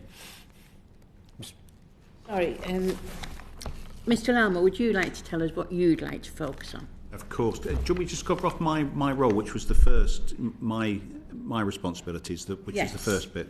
Absolutely. So I'm personally accountable for... Student Loans Company. Yeah, Student Loans Company. Yeah, absolutely. So in that role, personally accountable for the student element, which we mustn't forget, the enabling opportunity for student finance for our students, but also, as you've said, Marie, around that protecting taxpayers' money. So I'm personally accountable for that. From roles and responsibilities of how we all work together, my direct accountability is what we talked about earlier, if you remember, around the individual students and the fraud on that, taking action. And at times, within my powers, I can put conditions on certain individual students to make sure that they don't get the funding now or in the future. Obviously, that's a decision that isn't taken lightly, but that's part of the powers that I can have. Now, my role from a student loans company, I'm not responsible for the policy or the regulation or the controls the higher education providers put in place. But as the Permanent Secretary said, we all work together on this. So I've got a role in this as well. So, and hopefully you can see that through the report, sharing data, for instance. So when I'm doing the individual fraud assessment, if I'm seeing patterns that could indicate that we've got challenges in, for instance, some of the franchise providers, I will share that. And, as you'd expect, with the operational arm for the department, so we stand ready to help with those recommendations that are being discussed with the ministers. Hopefully that helps. Does that answer your question, Marie? Yes, it gives me some idea. Brilliant. Could each of you tell us what other organisations could do to help you to manage risks and fraud of fraud and abuse of students' funding? Could other organisations do anything to help you? Would you each like to tell us any other organisations? Do you want me to start? Yes, please. So from a student loans company perspective, Marie, they already help us. So we talked, the NAA report talked about whole government and making sure that we're all working together. So proof of identity, we've got a data share arrangement with the HM Passport Office, which confirms the passport element. For EU students, if they've settled or pre-settled status under the EU settlement scheme, they only need to provide us a share code to prove the immigration status. Also around if they're applying for means-tested loans funding, i.e. proof of household, we work with the HMRC to do that. NI number verification, so that's needed for all applications, and we do that with DWP. So that's what we're already doing to make sure that we're working together across government. And the two bits I said earlier around working with others, one was the National Economic Crime, which is hugely important to us because it links us with public and private, which I think is massively important, and the public sector fraud authority. So they would be some examples from me, Marie, but I'll let the others give some examples as well. Yes, I mean, I think in addition to kind of the partners here, Chris has given a really comprehensive account of that kind of partnership across both the public sector and the private sector, and we as the department also work really closely with the public sector fraud authority, and we also look, pattern detection is a really important part of effective fraud work, and so we try and draw that net as broad as we possibly can. So in a sense, anybody who's involved in disbursement of money can probably get a better grip on their fraud by sharing information with other people involved in the disbursement of money, and we'll draw that net as broad as we possibly can through those partnership arrangements. I think in relation to this particular set of topics, I would also highlight the role that institutions in the sector play. So both individual institutions, and we've had some cases where we've had really important pieces of whistleblowing activity which have also been very helpful. So both institutions and individuals in the sector, and that point right up front about kind of everyone seeing fraud as their business and everybody being curious and active, in a sense, the broadest possible coalition of people who care about this and will raise issues. Our commitment is that anything that's raised with us, we will follow up really assiduously in order to try and make sure we're safeguarding public money. Susan, would you like to? Yes, there are a couple of other groups that I'd add. So building on the sector point, there is an organisation called the Committee of University Chairs. That's the group of people who chair the governing bodies of the universities' relief providers. I think they're a really important constituency in thinking about the governance issues that arise here, together with the people who chair the audit committees of universities. And then the other group then that I would add are the audit firms. So the professional auditors who are doing internal audit services and external audit are really key here, and we engage with them routinely.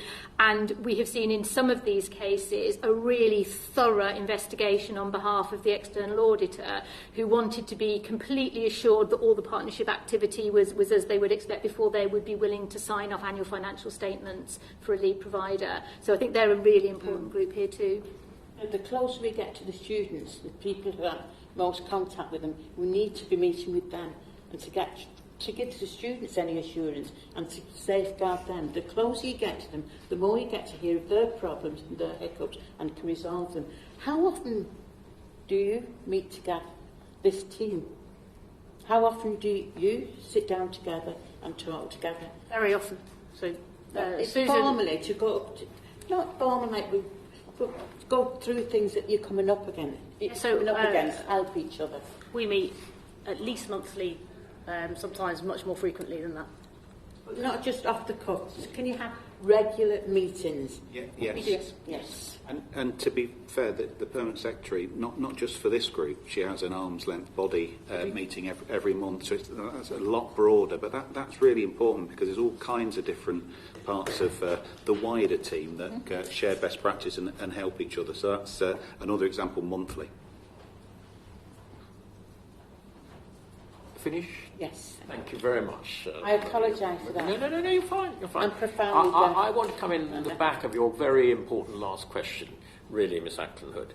And it did come to me when reading this whole report that we're doing all sorts of things between your three bodies to make sure this whole thing works. Mm-hmm. But what are we doing to give students more information? And at the time of life when they're taking out these loans, they're not really thinking, I don't think, enough about finance and about how the whole thing works. Everybody's told, well, don't worry, you can just take out a student loan and all will be fine. But it's not until they actually get a little later in life that they realise what they've done and what liability they've taken on. and I just don't think they're being given enough information on this. What more can be done? So I think that point on transparency and understanding is really important. We've put quite a lot of focus on trying to make sure that the work that the Office for Students does with universities on their access and outreach arrangements also focuses on trying to make sure that students are well informed about course outcomes. We have a very good website called Uni Connect, which again, committee members should feel free to have a quick look at. You can look at it in a minute on your phone. And it allows students to see really clearly at a glance in a comparable way outcomes from the courses they might be considering, including things like average earnings 15 months after graduating compared to similar courses at other providers and so on. So it gives students quite accessible, quite quick sources of information to help them in making their decisions.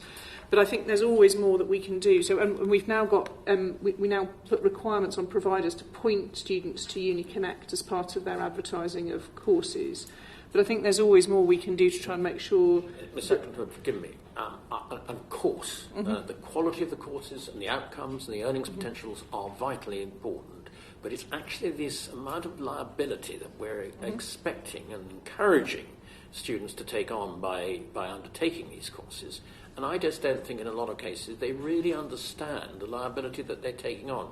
So I haven't looked at this particular website, but does the website give proper information about how these student loans work and when they're going to have to be repaid and how much they're likely to have to repay, and some of these issues that they ought to be looking out for, such as the deductions, when hopefully they're all going to be published.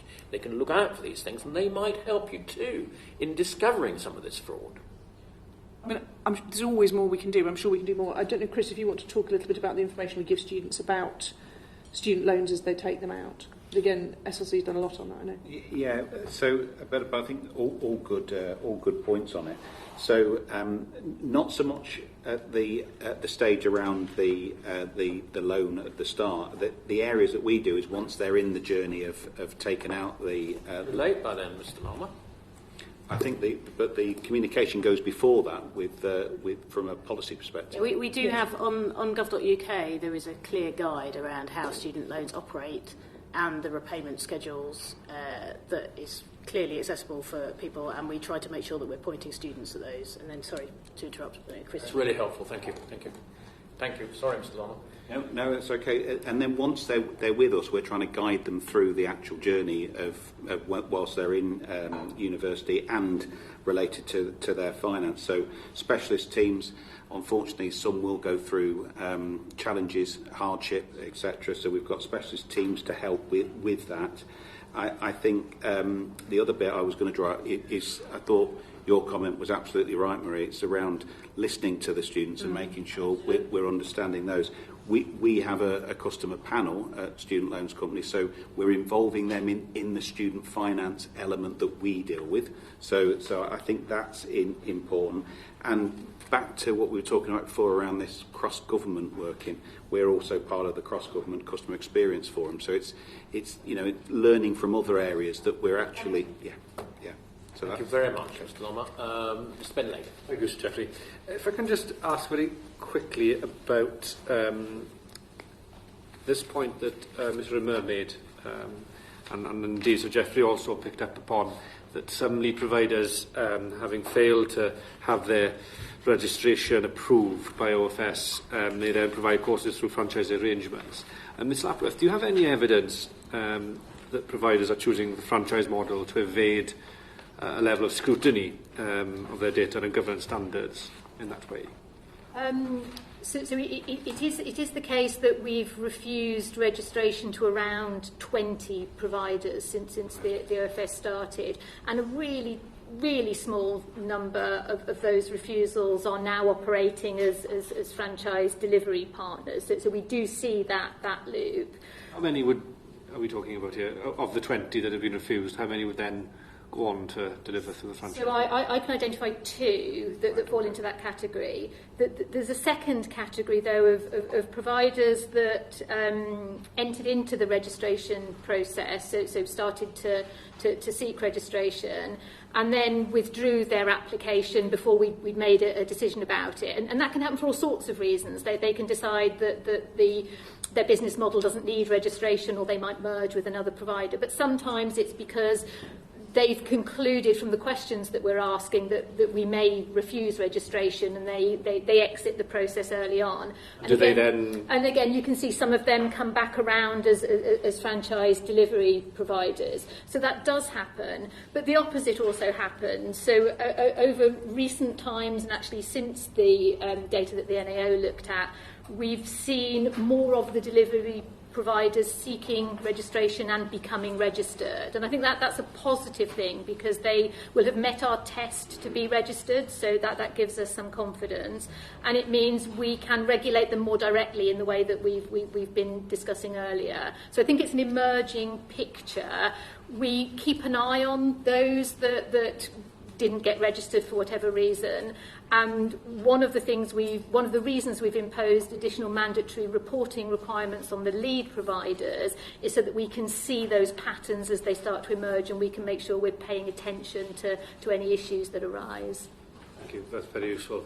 If I can now turn to the very important matter of establishing an anti-fraud culture across the organisations within the departmental group. And I note that in paragraph 2.24 of the NAO report, it's mentioned that the GIAA concluded that neither the SLC nor the OFS have a formal fraud enforcement role, and highlighted the challenges in gaining assurance over the legitimacy of funding applications. It strikes me that this culture is very, very important, therefore, and so I'm keen to understand how you're going about establishing this culture across the departmental grouping. Yes, and I mean, I think some of it relates to things we've already talked about in terms of the kind of, weekly discussions about cases, the conversations that we're having, the kind of changes we've made to the information sharing protocol so that effectively information can much more automatically be shared in those cases. I mean, I think it's also right to say we are also looking at formal roles and responsibilities and whether there are things that need to be strengthened. But to me, even through some of these cases, what you can see is people trying to use whatever powers they have to take action. The thing that gives me the reason that we are looking at whether there's more we should do is that in some cases what it feels like is people are kind of stretching the current framework as far as they can in order to try and do the right thing. And it would be good if the framework didn't have to be stretched, if the framework made it easier to automatically take action when it needs to be taken. So I kind of recognise the point that Ms. Rimmer has made about, in some of these cases there's a kind of couple of stages to the process where someone has to tell us something and then we have to take action. I think we've got, on those sort of three buckets I talked about right at the very beginning, I actually think on full-on fraud, actually our arrangements are reasonably secure. So individual level fraud, the SLC has got a set of powers, it's got very good information sharing arrangements, we're good at kind of pulling the lever and stopping the payment, we're actually quite good at recovery as well. I worry more about the set of things along that spectrum which get into sort of something that you might describe as misuse or mis-selling that's a bit harder to get your hands around, that sometimes has relationships to individual fraud but isn't quite as clear-cut. Yeah. And I think both the issue isn't quite as clear-cut and our framework isn't quite as clear-cut around, and that's where we're really trying to focus our collective energy and attention. But I hope you've heard from us today the kind of intent and the extent to which everybody is kind of leaning in to try and solve that problem. And I think as we do the work, we're also looking at do we need to look again at any bits of the framework or people's powers or responsibilities to make it even clearer, so that if you didn't have people sitting in these seats who really wanted to do everything they could, they would nevertheless have to. And that's the question that sort of keeps me up at night, if that makes sense. Oh, thank you. If I can move on now to ask you about the need for providers to self-certify their student attendance data. I was particularly taken by the fact that in paragraph 2.19 in the NAO report, where it's referenced that the SLC sees attendance as including self-study and exam preparation, while the DFE views it as students participating in their course in good faith. And then the GIAA noted that regulations do not make it clear where responsibility to impose requirements on providers, such as the definition of student attendance, rests. It's quite a concern, given, if I've understood things correctly, this data is quite important in terms of releasing funds through the SLC. Do you think it's a satisfactory setup at the moment, Ms. Acland-Hood? No, and that's why we started the work that we have on attendance and engagement. I would say just a couple of things about this. So, it is in the nature of university-level study that there is a much, much higher component of independent study and independent learning. So it is not as straightforward as working out, for example, whether a primary school child is attending school. And what constitutes effective attendance and engagement with a course will vary by course, by institution, by level of expectation. You have to think about, Open University students and what that means for, and a lot of courses have very, very different requirements that suit different students for the extent to which they require physical presence, and indeed very different rhythms around things like submission of work. So I don't think it's satisfactory, but it's also not the world's easiest problem to solve in a sensible way. No. And that's why we're working really closely with, as Julia described earlier, with the mission groups on some work to kind of try and do this in a way that strengthens their regime, but also really makes sense for that kind of quite wide range of different delivery models. And it's referenced and welcomed in the EU-UK evidence that I think they gave to the committee as well. But again, they recognise that we need to do this quickly, but also thoughtfully. Yes. No, because I have sympathy with you, because as it's noted again then in the NAO report, different providers will have a different idea of what engagement and attendance will mean. Yes, and that's not just because they're flaky, it's because they're doing different things. But I agree, but there is also, of course, that problem that if we rely or in any way depend on providers to provide this assurance, given what we've already heard about, how lucrative some of these arrangements can be, there is that incentive, perhaps, to be a little bit lighter on judging whether or not students are engaging. We need neither to design the system around the worst actors in it, nor assume that everyone is an actor in good faith. And again, that's the balance to strike. I must apologise to our witnesses. There's been a lot of moving around the room. It's because we've got technical problems with broadcasting. I hope we haven't lost any of our proceedings, but anyway, that's another problem for a little later on. So I do apologise to you. Mr. Lake, have you finished? One more. Of course, yes. If I then just very briefly can, I think we've already heard a lot of this afternoon about how the different organisations are working a lot closer together in recent years, and I think that's to be welcomed. If I may just ask a final question, are there any other benefits or advantages that you may not have mentioned today of this closer cooperation, specifically sharing this information between the SLC and OFS? You've already mentioned these weekly meetings, and I'm very pleased to hear it, but are there any other benefits and advantages that you might want to share with us about this new way of working? I think the key advantage is having real transparency between the three of us, which enables us to take a collective view across an issue rather than a partial view. And we've learnt that from some of the case history, as we said earlier. As we're doing that, we're also identifying areas where we might want to think about have we got the system in the right place. So the working together on the cases might show to us actually also there might be a systemic question that we want to answer, much like my permanent secretary was just describing, basically. So you get a double benefit from that joint working. And I think it's also about really doubling down on the point that this is all of our problem. It's for all of us to solve this, and it's our collective responsibility as well as our individual responsibility. And our main responsibility is to ensure that students have a very good experience and that the public purse is not defrauded, and they're absolutely critical, and I think that reinforces that. I don't know if others want to. The only other thing I'd add is a slightly broader point, that these conversations have informed our view about where risk sits in the system more broadly. So what we've been able to say as a result of some of this work to the sector is of course you can franchise within the current rules, but you have to recognise that that's a higher risk business model.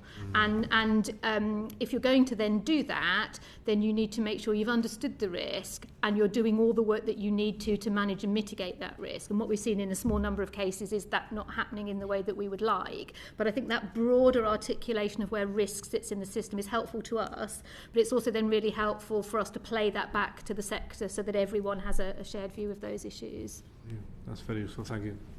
So we're sort of running over time, as it were, but and this question is not meant to be critical, it's meant to draw out how we can possibly improve on what I think is a rather complicated system. And taking you to paragraph 2.25 on page 39 and drawing out some of the bits in that long paragraph, it says SLC, that's you, Mr. Larmer,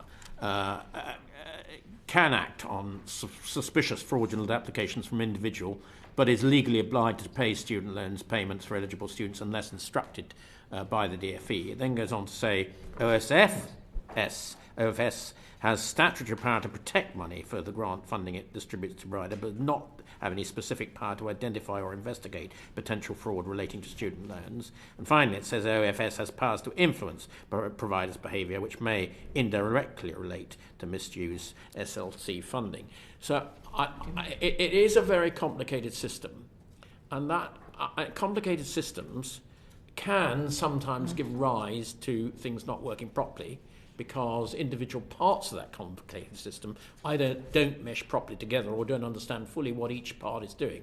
So I'm going to ask both our representatives from both organisations, starting with you, Susan Lapworth, what you would suggest to the Permanent Secretary sitting here. What extra powers and funding might your organisation be given to improve the system? So, as I've described, there is more we can do within our current powers, but I think that only gets us so far. One of the things that I think would be helpful to us would be to have the power to act preemptively, to suspend payments, and then investigate and then decide whether or not to switch payments back on. We would need primary legislation to do that, and as your question was hinting, we would also need the resources to be able to do that in the real world well. So that would be my ask. So are you actively discussing that with the departments? And are you actively costing what extra resources you would need to do that? Yes, we've started that conversation and that work. Thank you, that's really helpful. Mr. Larmer.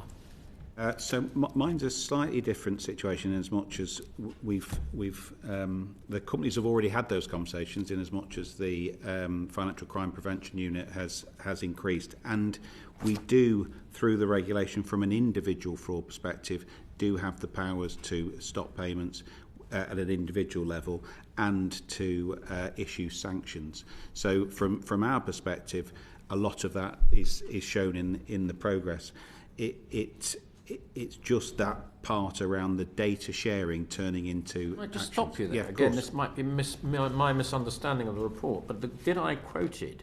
SLC can act on suspicious fraudulent applications from individuals, but is legally obliged to pay student loan payments for eligible students unless instructed by the DfE. So, as I understand it, the only way you can, if the franchise arrangers or the lead provider says, please pay this student loan, you have to do it, even though you've got suspicions of fraudulent activity. Is that not the case? No, so yes and no, Sir Geoffrey. So if we've proven fraud, we can pay it. If we haven't proven fraud and they're eligible in line with the regulation, then yes, we would need an instruction not to pay. That's happened in some of these cases, or the two cases that are. So this is a clunky arrangement, isn't it? You suspect a fraud, you've got very good suspicion, but it hasn't actually come to the enforcement authorities. You can't actually refuse that. You're going to have to pay out unless you can get a quick instruction from the department. Is that how it works? Yeah, that's correct. I do think, though, Sir Geoffrey, it does come back to that balance around making sure that innocent students aren't penalised in any wrongful way. Sorry, I interrupted you because it's really important that we do hear from you what additional powers and resources you might need to improve the system. I'm sorry I interrupted you. No, that's fine. To be honest, I'd finished, Sir Geoffrey. It was the key bit parts for us is we've already got those powers. The The bit that's really helping us now, which is part of the learns from this, is our data feeding into some of the wider provider level type improvements that we can collectively make. Thank you. Ms Acland-Hood, if I could take you to paragraph 2.27, which for me is the absolute key to the whole thing. And it's this: within the regulatory framework overseen by DFE, each organisation must fulfil their own statutory objectives set by Parliament. And this is a really important phrase, but that alone will not ensure that the framework works effectively. So can we have your assurance that you're doing everything you can to make sure that the whole of this arrangement works considerably better? Yes. Brilliant.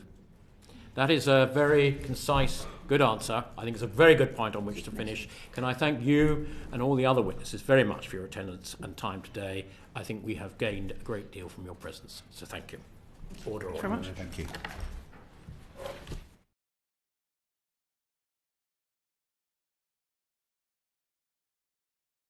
The proceeding has ended.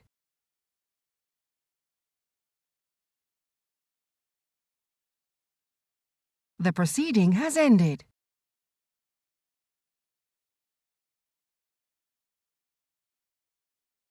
The proceeding has ended.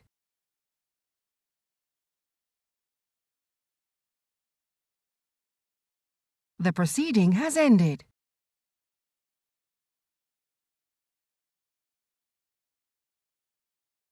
The proceeding has ended.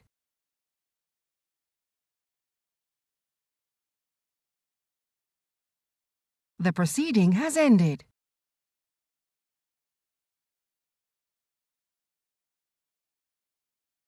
The proceeding has ended.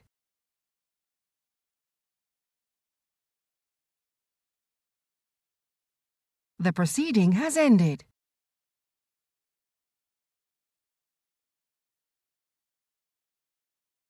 The proceeding has ended.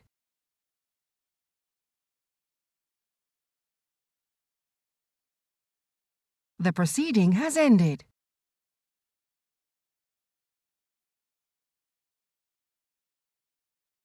The proceeding has ended.